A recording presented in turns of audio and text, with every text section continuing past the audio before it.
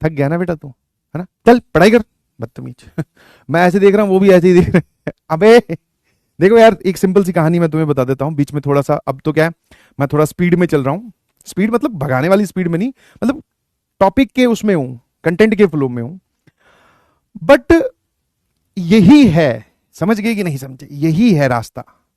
कोई आसान शॉर्टकट रास्ता होता तो बता दिया होता यार, इसी से ही गुजर के जाना पड़ेगा। हाँ ठीक है।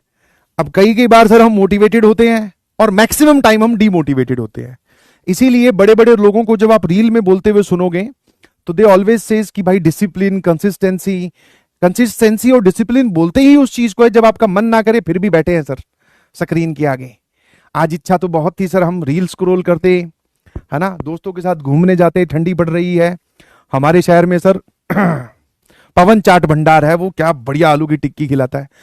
ये इच्छाएं सबके दिल में है, ऐसा मत सोचना कि तेरे दिल में आ रही है तो तू भाई पापी है, या फिर सर मेरा तो मन और दिमाग और दिल बहुत डिस्ट्रैक्टेड है, नहीं, ये सबकी इच्छा आती है जैसे मेरे भी दिल में आई हुई है।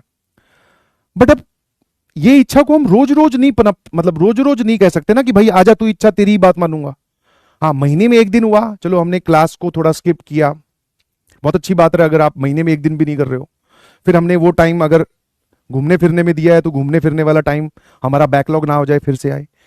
ये जो चीजें आप डेली बेसिस पे कर रहे हो यही आपके अंदर एक चेंज प्रोड्यूस कर रही है। समझ में आया कि नहीं समझ में आया? आगे आपकी जिंदगी में ऐसा और कोई ग्रिलिंग प्रोसेस नहीं आने वाला जिसमें आपको ऐसे तैयारी करवाई जाएगी, भाई होमवर्क दिया जाएगा, करो खुद करो। समझ पा रहे हो कि नहीं समझ पा रहे हो?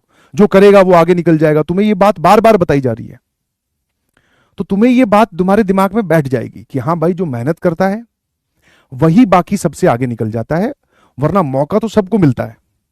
समझ पा रहे हो, है ना?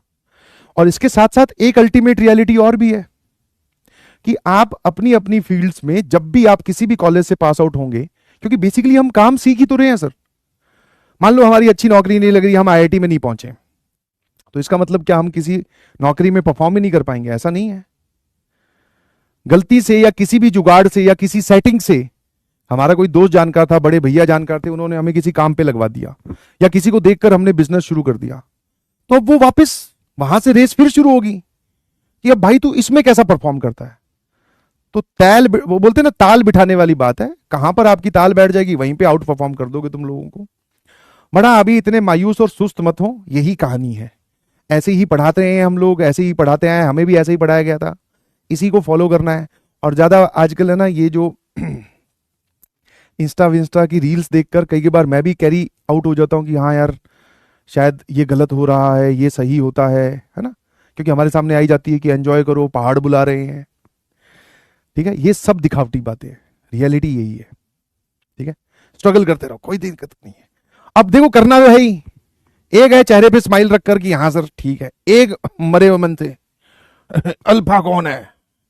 अल्फा फूफा तो है नहीं हमारा, अल्फा इसके ऊपर पॉइंट जो लाया करता है उसके ऊपर जो एसेंट्रिक एंगल होगा, मतलब जो ऑक्सिलरी सर्कल पे पॉइंट होगा उसका एसेंट्रिक एंगल है, देख लेंगे सर।